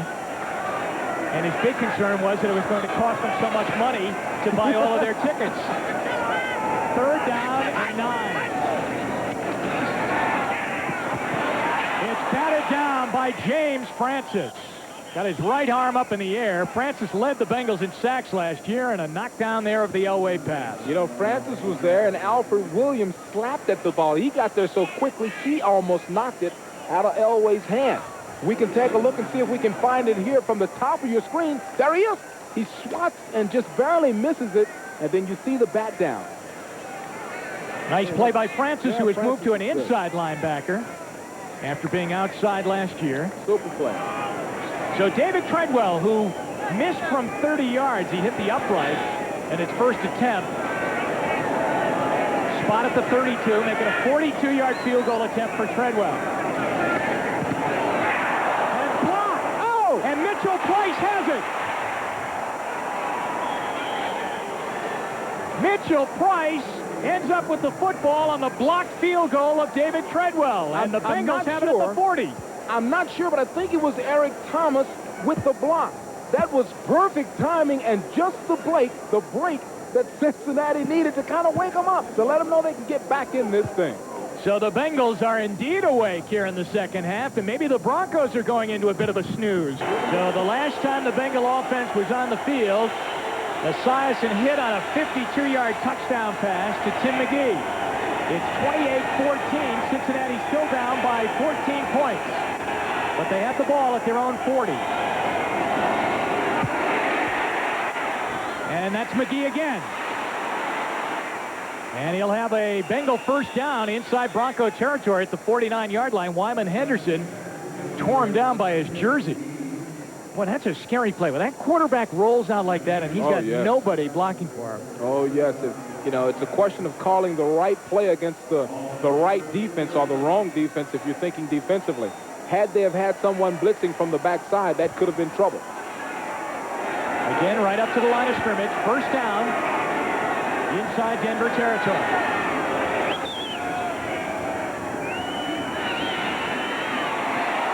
Rodney Holman. And the tight end carries for a probably close to another Bengal first down into the 39 of Denver. And Lucas and Mecklenburg had to chase Holman down. Now take a look at the blocking this time. I tell you, this time Boomer has time. Everybody's picked up.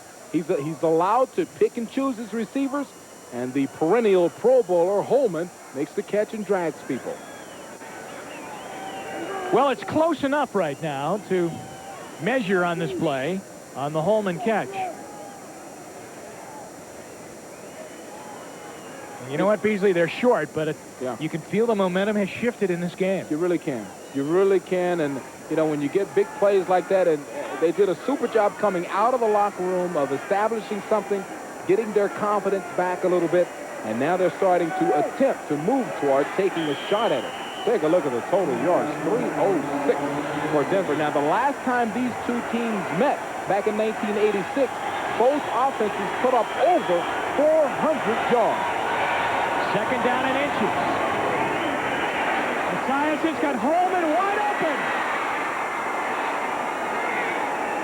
And the Broncos are burned again on that ball faking by Esiason. And Holman takes it down to the 2-yard line. And the Broncos are running up right now to get right up to the line of scrimmage and go again. They try to catch a defense when it's a little bit, confused, a little bit trying to figure out who was wrong, how did it go wrong, and they move right up to the line of scrimmage. All right, now, Anthony Munoz checks in as eligible right now. Watch the left side of your screen. That's where the Bengals might go.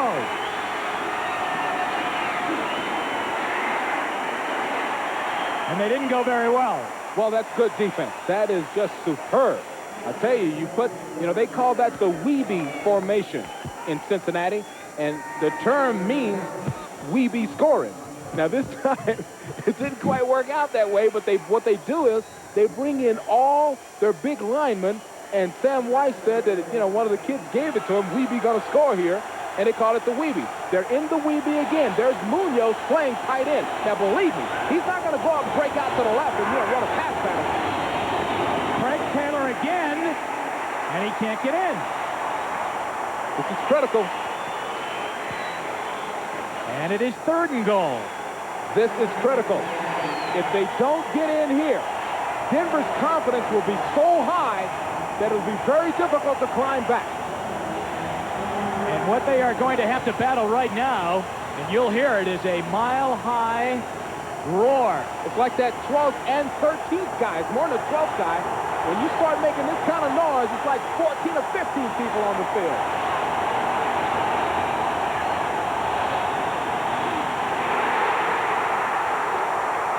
That's a loose ball.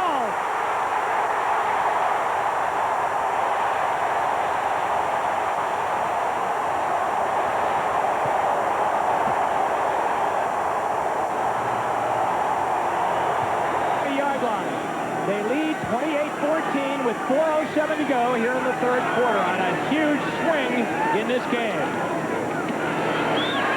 Elway and Robert Perriman. The ball was thrown low as Elway had Lamar Rogers right in his face.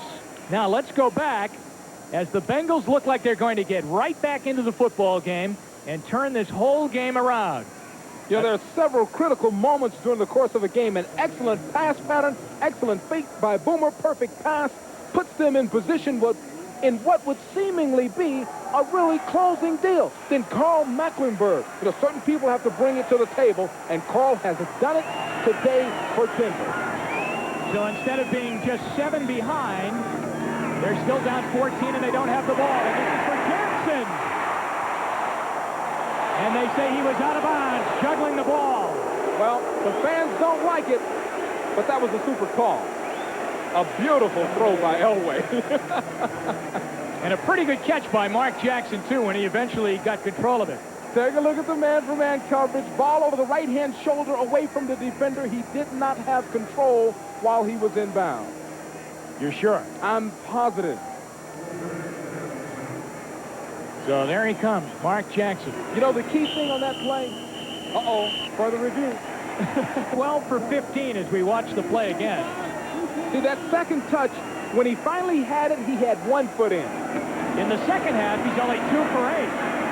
And he has another pass batted down. And it might have been the same guy, James Francis. Alfred Williams was in there too, but James Francis, number 50 for the Bengals, appears to have batted down his second Elway ball of the afternoon, and Denver has not moved a yard here in the second half. And that was an example of pretty good coverage by the Cincinnati secondary that time. John had plenty of time. That was what you call a coverage problem. Mitchell Price waiting for the Haran punt.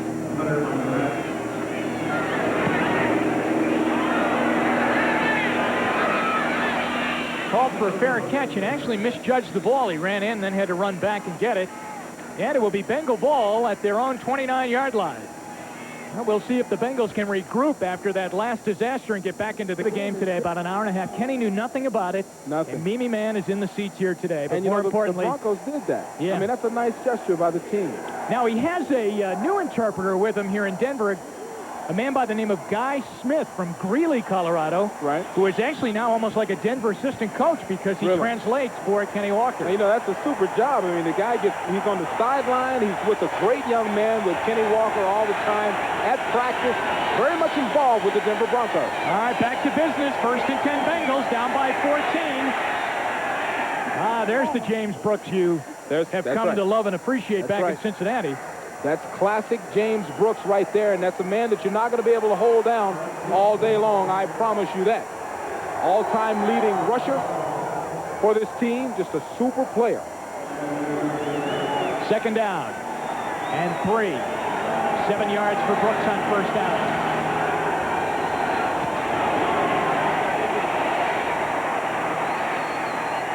Oh, what a great run to midfield by James Brooks, and he is in the game now. We said that he's been a little bit invisible. He's right in the middle of the game. Well, you know, when you look at him, you say this man is in his 11th year. At some point, he's got to slow down. Well, the coach told us this year in training camp, he ran a 4.540. You see every bit of it right there. He trains constantly like a madman. 4 wide receivers in for the Bengals. Esiason is intercepted. This is Braxton, and he's gone.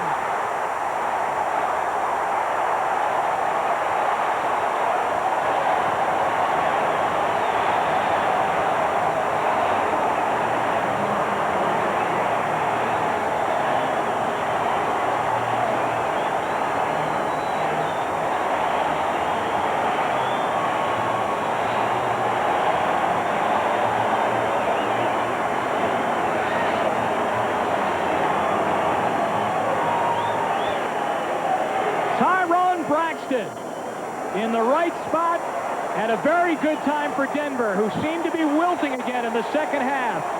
Now, guess what? 2 years ago against Kansas City in the opening game of the season, he did this very same thing. Intercepted a pass and took it back 34 yards for a touchdown. David Treadwell's kick is good. And the Denver Broncos have restored their 21-point lead thanks to Tyrone Braxton.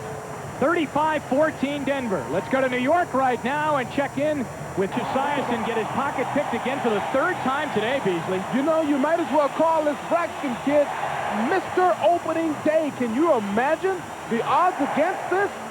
Twice on opening day in his career, really blowing the door open for the Denver Broncos. What a great play. I tell you, you got to watch Esiason here. How does he feel when he lets this thing go? I mean, he's got to be in shock. Right there, he just says, oh, man. 3 interceptions, this one for a touchdown. Well, Boomer will get a chance to come back out and rally the troops again as Sam Weiss tries to cool him off on the sideline. Mitchell Price right at the goal line. All over the place. Kevin Clark is the tackler. But, I mean, flags came in from every which way on the run back by Mitchell Price. 35-14 Denver. Jerry McBride. Legal block. Number 88 on the return. Half the distance to the goal line. First down. All right, there they are, the scores from around the games going on right now this afternoon. New England leading over Indianapolis 13-7. And the other games, Pittsburgh in charge. Phoenix is leading 21-14. And here in Denver, it's 35-14. The Broncos in the lead over the Cincinnati Bengals. Boomer Esiason has thrown 3 interceptions, and the worst one just happened moments ago. As Tyrone Braxton picked it off and went 52 yards with it down the sideline for a touchdown. And now to add insult to injury, the crowd, the very vocal crowd here at Mile High, is chanting, Boomer, Boomer.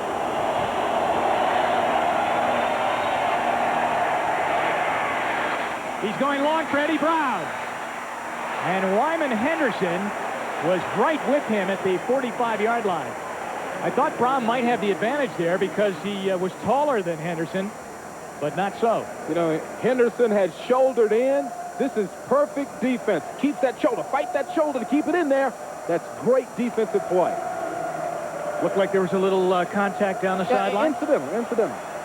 Incidental contact. That's the defensive back's favorite phrase. That's their license to kill. Second down at 10 with 2:19 to go here in the third quarter.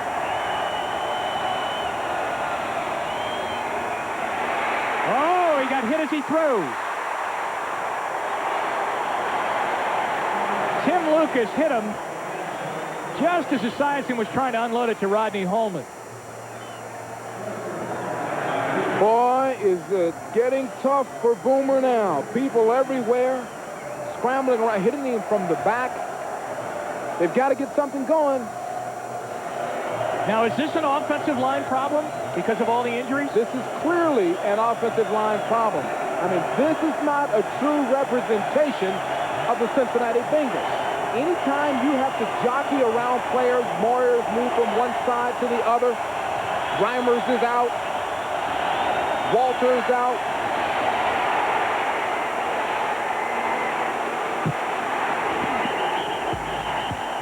Runs for his life out of bounds. You know, when you're in that situation, that's exactly what you're doing.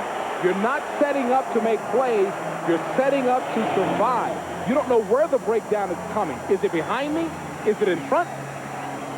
It's a very difficult situation for the Boomers. Warren Powers with pressure there in the chase of Esiason.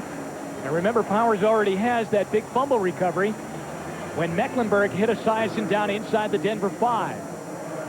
So Lee Johnson is 4 or 5 yards in his own end zone. Kevin Clark is back for the Broncos. Good punt by Johnson. Hey, Randy, watch it.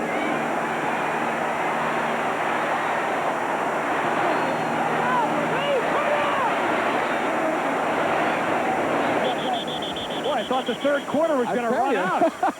I didn't think he was ever going to go down. What an effort. That's a super effort. It's a 2-yard return, but he probably went about 20 yards back and forth. A 55-yard punt by Lee Johnson. Clark gets up a little gimpy on that left ankle, and Denver gets the ball back. 1:33 remaining here in the third quarter, and it's 35-14. Denver in the lead over Cincinnati. Next Sunday, NBC brings you all the action with a doubleheader beginning at 12:30 Eastern with NFL Live. And then those are the games that you'll be seeing coming up at 1 and 4 around the country.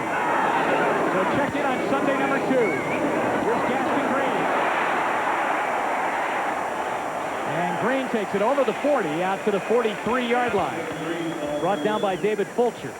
You know, while certain dreams are falling, certain dreams are coming true. Boomer Esiason came in this game obviously not expecting what has happened to him today. Gaston Green came in telling us that he needs to have a big game. He needs to show some NFL team that he can carry the load. His dream is coming true while Boomer's, so far, is a struggle. Now Green just hit 100 yards rushing on the day. It's second down and 3.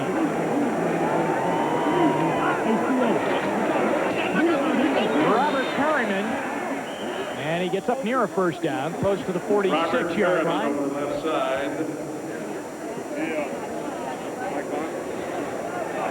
So on opening day, Gaston Green replacing Bobby Humphrey in that Denver backfield acquired on a draft day trade from the LA Rams. And look at what he does on Sunday number 1. He throws up a 100-yard rushing game for you. And we still have most of the fourth quarter, all of the fourth quarter, and a little bit of the third to go. And don't think this won't provoke a call to Bobby Humphrey's agent. I mean, you know, look, we got a guy that's carrying the load. If you want to talk again, let's talk. So this is an excellent thing for the Denver team and not too good for Bobby Humphrey. This is Perryman.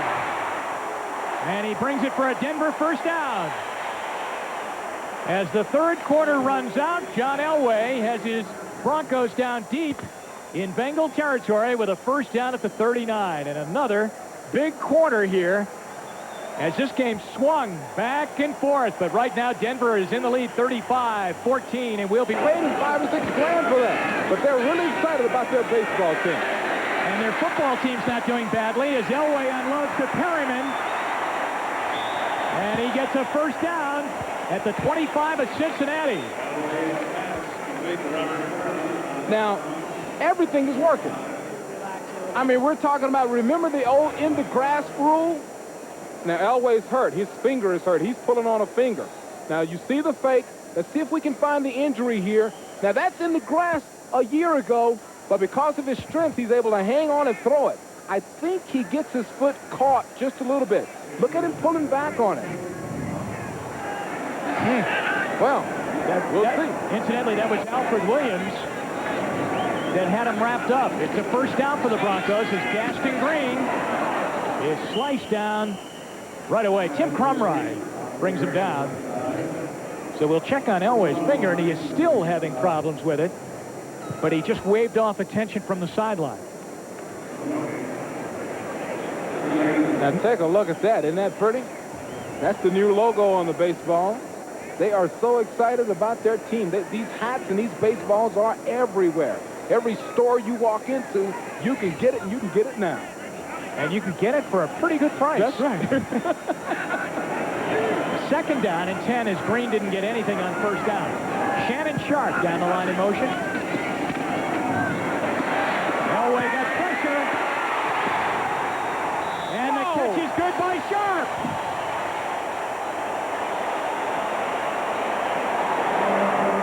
I don't think Elway ever saw it because he just went lights out. This is a great throw and a great catch. That's just knowing the football field and weaving your craft to perfection. Take a look at Shannon. Tippy toes. It doesn't get any prettier than that for a wide receiver. That's a highlight film. Wow. And it's first and goal now at the Cincinnati 6-yard line. Now remember, that's a big man Sharp. That's a 235-pound man. Here's Green. And he is met head-on at the 5-yard line. Kevin Walker among the tacklers, along with Lamar Rogers and Crumrye. So it will be second and goal now from the 5-yard line. This will be, incidentally, the Colorado Rockies' home until their new stadium is built. They hope to be in that by '94, but at least definitely for their opening season, Mile High Stadium will be their home. This is the home right now of a AAA team, the Denver Zephyrs. That's why you see the baseball field being set down and still out invisible. Second and goal from the 5. Elway throws it out of the end zone. Ricky Nattiel was over there in the corner, and John's upset, I think, with Nattiel. Apparently he ran the wrong route that time, expecting him to come inside, and he did not do so. You know, talking to some of the players, we were asking them, is there any lobbying going on in the huddle? Are players saying, hey, John, you know, you're calling the plays. You know, get it to me. I think I can beat my guy. They say that John takes control and that he will yell at a guy if he does something wrong. He'll pat a guy on the back. He's in control. Third down and goal at the 5.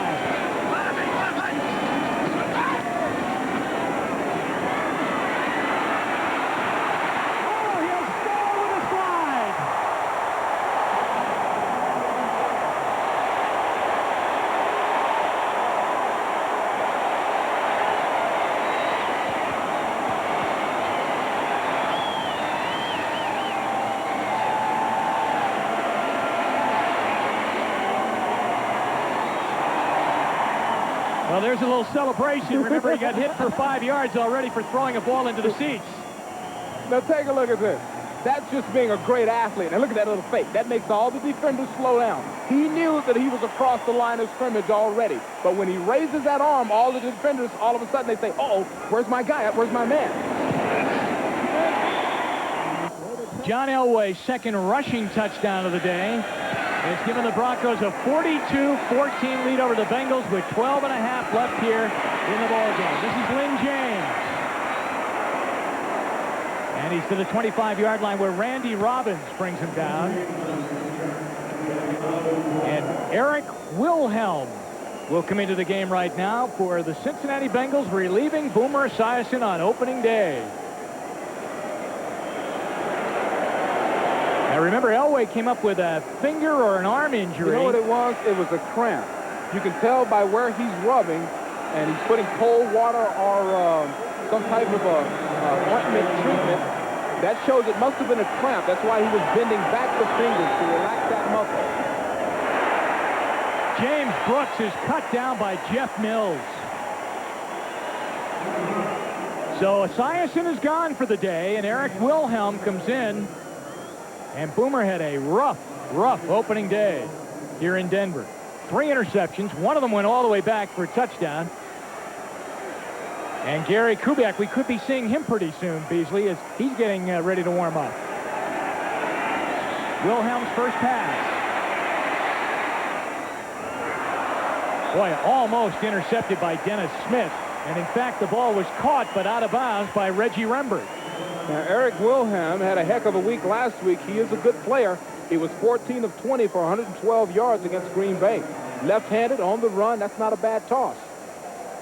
But out of bounds. And it is 3rd down and 12 now for Wilhelm and the Bengals. 11:45 left.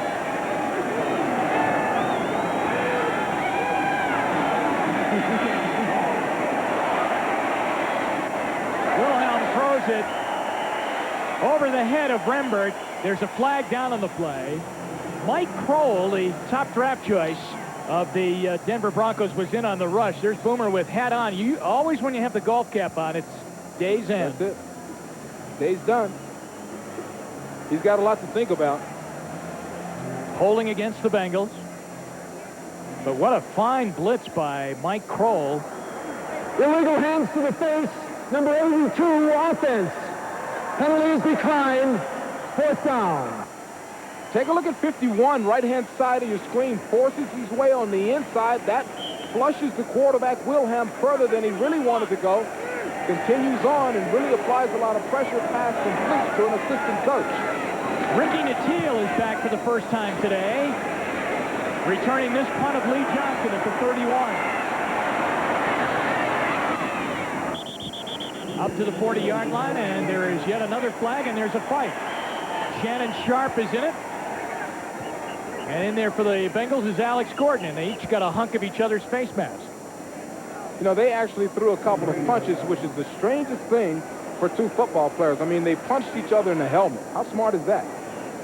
Did you ever get in one of those? No. I mean, what am I going to do? Go put some ice on my fist when I get through? You don't see a lot of fights in football. I mean, that's the reason. That's why you have all the equipment. I mean, to protect you. You just can't fight in football. Jerry Markbright sorting things out. As once again, it was Alex Gordon of the Bengals and Shannon Sharp of the Broncos. And Sharp heard it from that guy, Dan Reeves, when he came off the sideline about getting involved in the fracas after the punt. Number 29, during the punt on the receiving team, 10-yard penalty, 1st down, a post-possession foul. Oh, one of those PPFs. Post-possession foul. Charlie Dimry gets hit with the penalty. And we'll be right back to Denver after this timeout. Although Gary Kubiak is warming up on the Bengals on the Bronco bench as Gaston Green carries out over the 25. Let's check in on some of the scores right now. I'll tell you what's going on in those games that are like us going on later on this afternoon. Miami's gone back ahead of Buffalo as Marino's thrown a touchdown pass to Mark Clayton. Houston well in control. Chicago in a tight game at home in the 4th quarter. And the other games, Pittsburgh leading at home, Phoenix holding on the road, and New England winning by 6 over Indianapolis. And John Elway has had a day that is just a quarterback's dream. He has done everything here today. And the Broncos lead 42-14 over Cincinnati. Nice run by Gaston Green and a 1st down for the Broncos. Well, this is a beautiful day for Elway, a beautiful day for Gaston Green. I'm sure that many members of that offensive line will grade out very high in this game because they have protected well, they have blocked well, they have produced. The offensive line has a 100-yard runner in this opening day. So several happy players, the all-pro safeties for Denver, coming up with interceptions. A lot of people will celebrate after this game, including 70-some-odd thousand fans that are hanging out here and having a ball today. It's a first down for the Broncos at the 33. Here's Green again. And a nice chase by the Bengal defense. Alex Gordon and David Fulcher make the tackle. We'll step out right now and go back to New York to NFL Live, and here's Marv Albert. All right, Jim, in Buffalo, a wild... I was watching Dick Enberg and Bill Walsh reporting from that game, and they showed an unbelievable list, Beasley, of all the unsigned players and injured players for the Dolphins, and it was amazing that they could field a team up in Buffalo. It is amazing. The names they called out on the show, people we don't even know, but apparently they're doing a good job. Gaston Green with another fine run as he carries out to the 36-yard line. Alfred Williams had a hand on him, and then Green got by. Now take a look at this. This is a major league cut by a running back. He's going to the right full speed and starts bending back. You saw Alfred Green miss there. Alfred Williams, I'm sorry, missed the tackle there. He's learning a lot in this first game. I'm sure he'll have some great games to come in the future. It's very difficult when they start playing for real when you're a rookie. Things move a lot faster. Third down 7. Oh, a shovel pass off to Steve Sewell.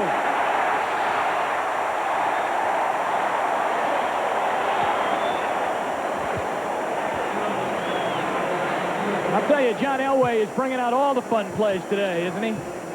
He really is. This is another perfect call. They let Alfred go. He comes flashing in and goes at the quarterback. Meanwhile, the ball was gone about 2 seconds earlier, and Sewell with an excellent run, dragging Demery for about an extra 3-4 yards. There's Alfred. There's the shovel. And just a great run, breaking tackles and dragging people at the end. This is have fun in Denver day for the Broncos. 21-yard run by Sewell. First down for the Broncos, again in Bengal territory. They already lead 42-14, and Gaston Green gets the carry. And James Francis, who has played a fine game for the Bengals and is getting up slowly after the tackle, clipped them down by the ankles. John Elway could hit a real high stone mark today. He is just 17 yards passing away from 25,000 in his career. That is simply amazing. It's a great athlete right there, and it's a pleasure for all of us, fans, everybody alike, to be a part of his career. 25,000 yards passing. This is Greg Lewis, who has a touchdown today. And Skip McClendon got him and brought him down. This telecast is presented by authority of the National Football League, and it is intended for the private use of our audience. Any rebroadcast or other use of this telecast without the express written consent of the Denver Broncos and the National Football League is prohibited. Jim Donovan and Beasley Reese on opening Sunday here in Denver. And the Broncos looking to put a bad memory season, 1990 that is, behind them when they went 5-11, are doing it quickly on the opening Sunday. This is the most points scored by a Denver team on a home opener. 42 points already here this afternoon with 6:12 left. Third down. Steve Sewell.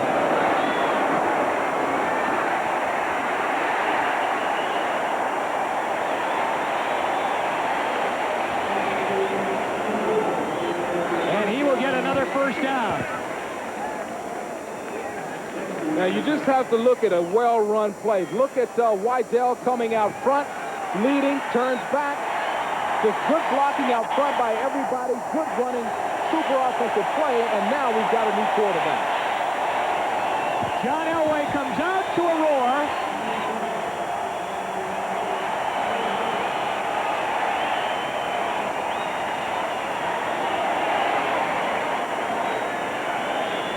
It would be hard to think that he's had any better game in his career.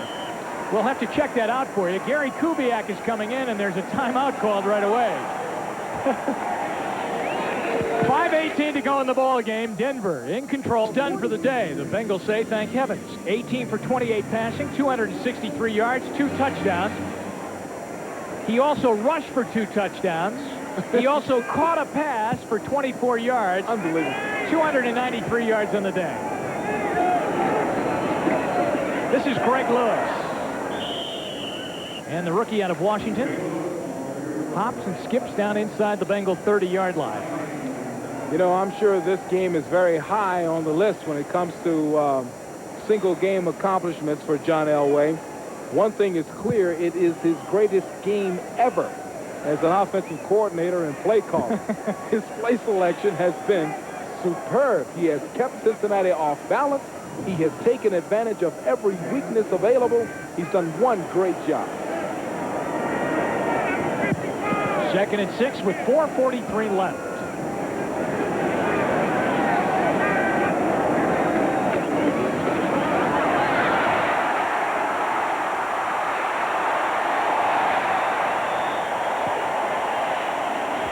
Greg Lewis, and the beat goes on for the Broncos inside the 10. It will be 1st and goal. You know, that was another one of those special cuts. I mean, there was nothing at the point of attack. The hole intended was closed quickly. Everything's closed. Bounce out quickly. Nothing but bailout. You know, that's instinct. That's a great cut. There's small little great things that happen in the course of every competition in sports, and that's the beauty of it. That was a great move. A blind move. He never saw that hole. Lewis had his first pro touchdown here today, as he scored earlier in the game. 1st and goal from the 7. Lewis again. And he's at the 5. So where did the game slip away, Beasley Reese? Did it slip away when Esiason had them 1st and goal at the 2-yard line and they're ready to get to within 7 points, and then 3 plays later it looks like he's going to be sacked and he fumbles and Warren Powers picks it up? You know, the slipping began in Green Bay in the final exhibition game when they lost so many players to injury. In this particular game, the most critical point was, you know, when they were down at the 1-2-yard line, like you said, and Boomer Esiason dropped the ball. I mean, it could have been 21-14 at that point, and they would have been right back in it. 2nd down rather, in goal, and there's Lewis again. Down to the 3-yard line. So it will be 3rd and goal coming up. And Denver answered a big problem that killed them last year, not being able to hold on to second-half lead. And indeed, it looked as though they were starting to wilt. Remember, Esiason came out and hit on a big one to Tim McGee for a touchdown of 52 yards to get them to within 14, and then they're back in it. Then a blocked field goal. And it looks like, you know, the nightmare of 1990 is going to be realized again in 91. And yet, Dan Reeves must have preached hard to his team all during the offseason and even in the locker room at halftime. Let's hold on to the lead. And they have. This is the 13th play of this drive on 3rd and goal. And Lewis will not score his 2nd touchdown of the season on that play, as David Fulcher gets him, and we come up to the 2-minute warning.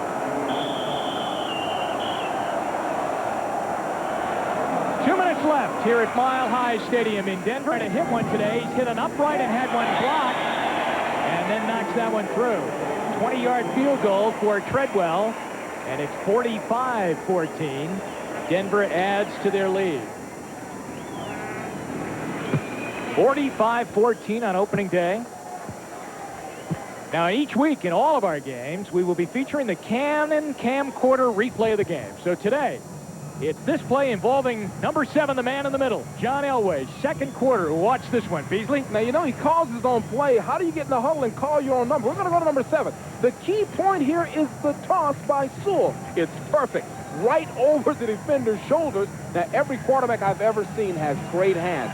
That was an excellent replay, excellent hands by Elway. You know, they handle the ball so much. Normally, they catch it very well. He's a great athlete. He's done it all today. And that play led to an Elway rushing touchdown, one of 2 he's had on the day. So next week, what happens? Well, for the Cincinnati Bengals, they go home. They'll play Houston. And it will be good for them to get back to Riverfront Stadium in Cincinnati. And David Treadwell and the Denver Broncos will be teeing it up on the road. They'll be taking on the LA Raiders. As a matter of fact, when we were sitting with Wade Phillips, the defensive coordinator of the Broncos yesterday, he already, after the Saturday practice, was starting to look at some Raider film. Now, you know, that that replay of Sewell throwing. That was the third time that he's completed a pass to Elway. One was for a touchdown against the Raiders.